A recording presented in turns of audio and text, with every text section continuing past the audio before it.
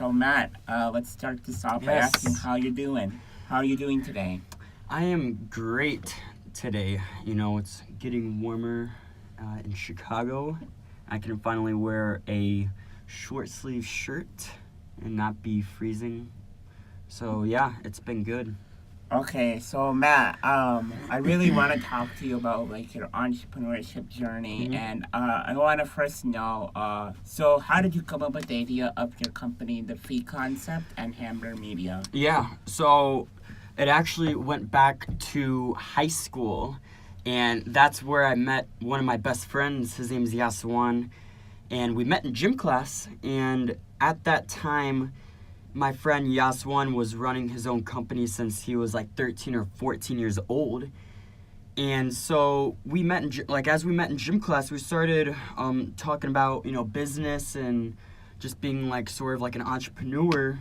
And he was the one to actually influence me to become an entrepreneur. And so we actually started our clothing brand together when we were a junior in high school. And so it began as us like printing shirts and just kind of selling it to people at our school. But then it kind of, people really started to like our designs, and for some reason we were printing pineapples, and we really liked the idea of putting pineapples on a shirt. And so now here we are today. We're still running the clothing company, and it's doing better than ever. And yeah, it's just kind of like a fun lifestyle that we've gotten into. And then I started my own business aside from the Phi Concept, and that's Hammer Media. That has to do with social media marketing, website SEO, email marketing, videography. So that's a really good skill to learn, because when you master how to advertise on the digital space, you really get to leverage that skill and make a lot of money and influence people's lives. Okay, so Matt, a lot of people are talking about this new thing called social media marketing. Yeah. So what is it? How can you get into it? And yeah. So social media marketing is basically marketing on social media, basically. So you've probably seen advertisements and posts from businesses advertising their product, and you often might have maybe bought something from that ad, and that company actually profits from it. So it's kind of a new age of marketing, and when you look at that type of marketing, I mean, you don't really see people are moving away from TV ads, newspapers, radio, and they're all moving towards social media, because that's the future of marketing. And stuff like Facebook ads, Instagram ads, Twitter ads, LinkedIn, those are any sort of social media you can advertise on there. And basically, like, let's take the Phi Concept for example. So basically, like, we have a target audience, and we have demographics and stuff like that. So we, with using Facebook ads and Instagram ads, we're able to specifically target those people who are interested in our brand. And in this case, it's high school and college people.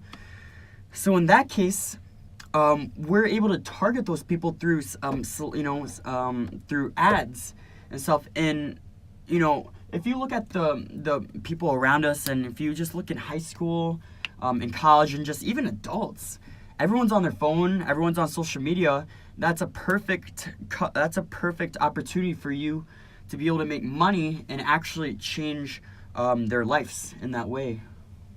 No, I definitely agree with what you're saying. As someone who does want to major in marketing, I think that social media marketing is the future, and I really think that I think that we are shying away from the TV ads. I believe the only popular time among TV ads is the Super Bowl, and I think that is starting to go away. According to Gary Vee, I know you listen to him too. He said that when people go mostly on their phones during the commercials themselves. So if we can, as a future marketer, I think it's me and your job to really push it out and tell the people what social media marketing is and really get into it before the splash, if you know what I mean. So my next question is, how do you balance entrepreneurship and school? I know. Yeah, so that's a question that I've been asked a lot, and well, right now I'm actually taking a break from school, but when I was in school, it was actually very easy for me to find the time, because the thing was, with me running my own business and having such a passion for it, if you have a passion for something and if you have an interest towards something, you'll make time for it regardless of the instances that you have in your life. Whether you have school or you have a job, you'll make that a priority in your life. If it's that important to you. And to me, I want to sacrifice the present time right now to make myself have a better future, and a better future than anyone else. And I want to inspire other people through the works that I've done, the experience, the action taking I've done, and just basically the courage of doing those things. And when I was in school, I would have like 12 to 14 credit hours. So I would go to school, I would do my homework, and then after that I would go straight into business, making cold calls, doing whatever tasks that I had to get done. That's also an important thing. Writing a task list for the day, and that really, just having a pen and a paper, using those techniques, you write down what you have to get done today, and it brings a lot of clarity in the day what you have to do. So that's really helped me out. So, what do you think so we already talked about the future of marketing. What do you think about the future of business? Because on my future episodes, I plan to talk about food delivery. I know you work for Grubhub, and I also want to talk about sports marketing. So what do you think is the future in business, and how do you see it growing in the next 5 to 10 years? Well, let's look at this. Everything's getting automated now. You're seeing people get laid off because their job is basically getting automated. So in my opinion, I think that the future is heading, technology is always going to grow. Everything is going to be automated. We're seeing robots.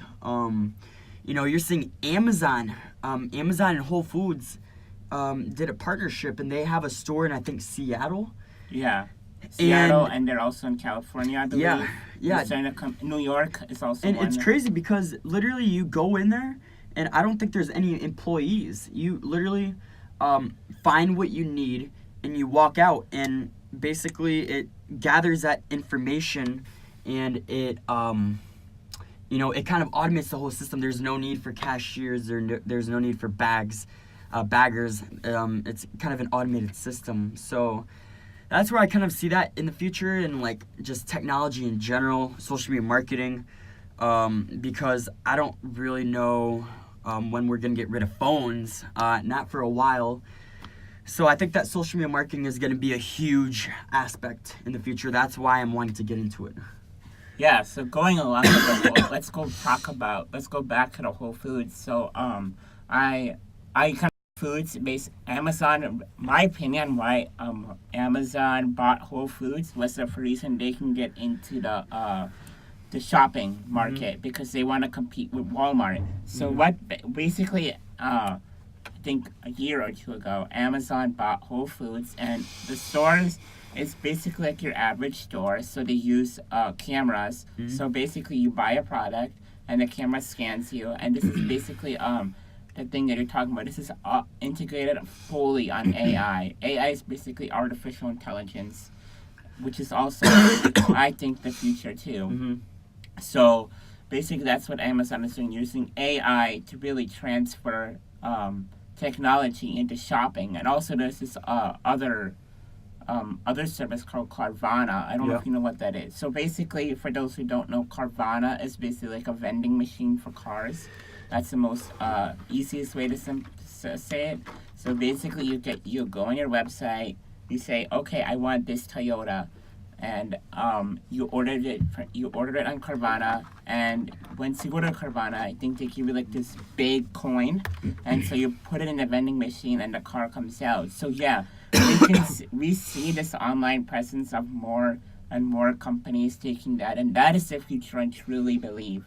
So Matt, before we conclude this, do you have anything you wish to say, more about yourself, or really? Do you have 4 tips for someone as an Yeah. inspiring entrepreneur Absolutely. who wants to help special needs kids find friends? What would you give? Absolutely. What are a few tips you would give to someone like me Yeah. and other entrepreneurs? Absolutely. So, I mean, I started off exactly where you guys are at, and I mean, I don't think I'm actually like that. Like, you guys aren't really that far off. Like, I'm still in the beginning phase. Like, you know what I mean? And the one tip that I've learned and that I still use to this day is you have to manage your self-doubt. You have to be able to destroy your self-doubt. And the only way that you are able to destroy your self-doubt is to take action. And like taking action towards the things you want in life, they're very uncomfortable in like when you're present, like in that moment, like, you know, your heart starts racing, like you're very anxious, but the thing is, it's okay to not be okay with the situation right then and there, because it's something new that you haven't been able to develop. You haven't really developed that skill of competence and that skill. So my thing is, in order to become an expert at something, it takes like they say, you know, a master, like becoming a master in something, it takes over 10,000 hours. And I don't think any of us have done anything for 10,000 hours. And that thing is, you know, and so if you want to become good at something, you have to consistently take action, and that will and yeah, you'll look like a fool in the process. I look like a fool during this process, but you learn so much, and so take a lot of action, destroy your self-doubt. Self-doubt is the killer to success. So yeah, when you get off this podcast, do something uncomfortable, do something dangerous, that will get you out of your comfort zone. That could be like talking to someone new. It could be starting a new business idea. Like right then and there, you're starting a YouTube channel. Anything that gets you out of your comfort zone. So that's what I encourage. Yeah, Matt, thank you for coming on here. What I really like about you is I listened to this video from Robert Kiyosaki. I think that's his name. Kiyosaki, yeah. Yeah, so he wrote this book called Rich Dad, Poor Dad. And basically, you're thinking like the rich mindset. Mm-hmm. You're thinking the rich person thinks like, okay, how can I approach this? How Yeah. can I do this? And I liked how the way that you think, and I like how when you have a problem, you force it head on, and you think of creative ways to go around that problem and solve it. Yep. And instead of saying, hey, I can't do this, I give up, you have that confidence. So yeah, thank you for coming on this podcast. Guys, feel free to add me on my social media links. I'll link that below on this Anchor podcast. And yeah, thank you for having me. Go give my friend Matt a follow. Thank you so much for listening, guys. And tell me how you feel about this new timing. Yeah, so it's about 5 minutes less. Hoping that this will help you more and you can listen to it in one shot. Thank you so much for listening. Have a blessed day. Ooh. That was awesome, guys. There's no one listening, but that's okay. You think you